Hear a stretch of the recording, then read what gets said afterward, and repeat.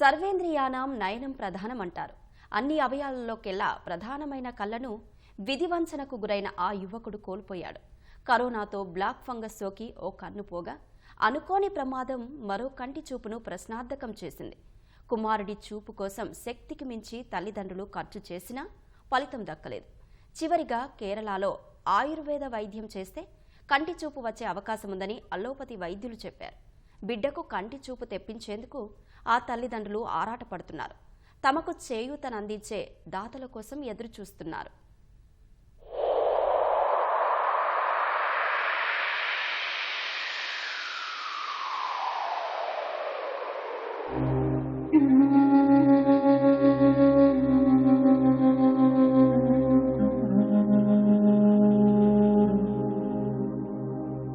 విధి ఆడిన నాటకంలో ఇంటికే పరిమితమైన ఇతని పేరు నరేష్. అనంతపురం జిల్లా నార్పల మండలం నాయనపల్లికి చెందిన నాగరాజు సావిత్రి దంపతుల రెండో కుమారుడు. బిడ్డను బాగా చదివిస్తే కుటుంబానికి ఆసరాగా ఉంటాడని ఆ నిరుపేద తల్లిదండ్రులు ఆశపడ్డారు. నరేష్ ను ఇంజనీరింగ్ తో పాటు ఎంబీఏ చదివించారు. తల్లిదండ్రుల కష్టానికి తగ్గట్టుగా నరేష్ చదువుల్లో రాణించాడు. 2015లో బీటెక్, 2019లో ఎంబీఏ పూర్తి చేశాడు. ఆ తర్వాత బ్యాంకు ఉద్యోగాలకు సిద్ధమవుతుండగా కరోనా బారిన పడ్డాడు.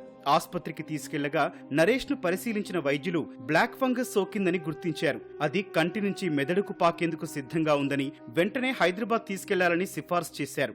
బిడ్డతో కలిసి భాగ్యనగరానికి వెళ్లిన తల్లిదండ్రులు ఎన్నో ఆస్పత్రులు తిరిగారు. కానీ అప్పటికే బ్లాక్ ఫంగస్ విస్తరించి కంటి చూపు పోయింది. గాంధీ ప్రభుత్వ ఆసుపత్రి వైద్యులు కుడికన్ను తొలగించి ఫంగస్ మెదడుకు పాకకుండా ప్రాణాలను కాపాడారు.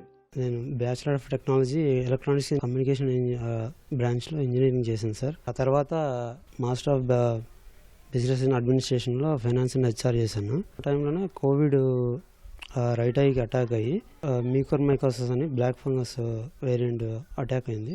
గవర్నమెంట్ హాస్పిటల్లో అడ్మిట్ అయ్యాను. నాకు అక్కడ వాళ్ళు ఏమీ ఇవ్వకపోవడంతో సీరియస్ అయింది.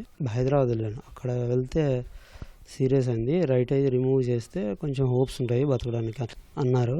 బట్ ఓకే, బతకడం ఇంపార్టెంట్ అనుకొని ఇంకా తీసేసాను రైట్ ఐ. సరే, ఇంకా ఉన్న ఒక్క అయితే అయినా జాబ్ కొడితే కొంచెం ఇన్స్పైర్గా ఉంటుందని చెప్పి వెళ్ళాను. తాతల ముందుకు వచ్చి హెల్ప్ చేస్తే నేను తీసుకొని ఫార్వర్డ్గా ముందుకు వెళ్ళాలని వెయిట్ చేస్తున్నాను సార్.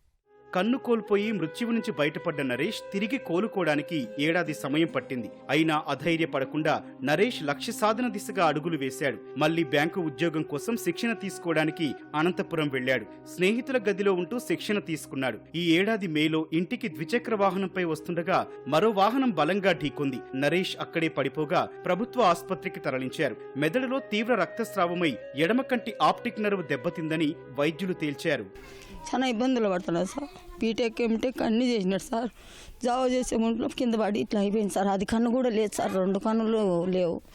నేను చేస్తానే సార్ సేవ కొడుకు కష్టం చేసి పంపించినవాడు పని కూలిపోయి సార్ తెచ్చి పెడతాను సార్ నా కొడుకు.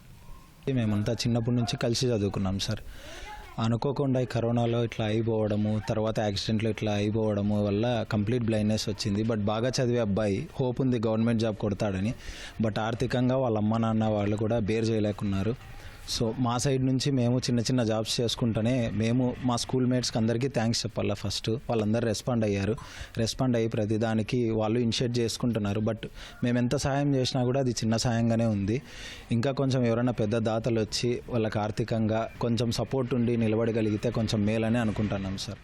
బిడ్డ కంటి చూపు కోసం తల్లిదండ్రులు బెంగళూరు తీసుకెళ్లారు. ఎన్ని ఆసుపత్రులకు తీసుకెళ్లినా ఫలితం దక్కలేదు. హైదరాబాద్ లో వైద్యం చేయలేమని వైద్యులు చెప్పారు. మధురైలోని ఐ ఇన్స్టిట్యూట్ కు వెళ్లి ప్రయత్నించాలని కొందరు వైద్యులు సిఫార్సు చేయగా మరోసారి అప్పు చేసి నరేష్ ను తల్లిదండ్రులు అక్కడికి తీసుకెళ్లారు. నెల రోజుల వైద్యం అందించినా ఆప్టిక్ నర్వ్ కంటి చూపును ఇవ్వలేకపోయింది. కేరళలో పేరు మోసిన ఆయుర్వేద ఆసుపత్రికి వెళ్లి చివరి ప్రయత్నం చేయాలని మధురై వైద్యులు సిఫార్సు చేశారు. ఇప్పటికే 18 లక్షలకు పైగా అప్పులు చేసిన తల్లిదండ్రులు ఇక తమ వద్ద డబ్బులు లేక నరేష్ ను ఇంటి వద్దే ఉంచారు. పేద కుటుంబాల నుంచి వచ్చిన వాళ్ళకి ఇది జరగడం నిజంగా చాలా శోచనీయం. నరేష్ లాంటి ఒక బ్రైట్ స్టూడెంట్ కి ఒక బ్రైట్ ఫ్యూచర్ ఉంది, ఇప్పటికీ ఉంది. ఎందుకంటే మనమంతా సాయం చేయగలిగితే ఇతను ముందుకు వెళ్లే అవకాశం ఉంటుంది. నాకు ఎక్కడ పోయినా ఏం లాభం లేదు అని చెప్పారు సార్.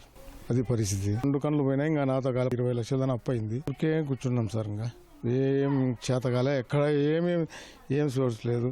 ప్రభుత్వం ఏదైనా ఆదుకోవాలని మేము కోరుకుంటాను. నరేష్ పరిస్థితిని తెలుసుకున్న కొంతమంది స్నేహితులు ఆర్థిక సహాయం చేశారు. కానీ అది ఆయుర్వేద వైద్యం అందించేందుకు సరిపోదని తల్లిదండ్రులు అంటున్నారు. దాతలు ముందుకొస్తే తమ కుమారుణ్ణి కాపాడుకుంటామని వేడుకుంటున్నారు.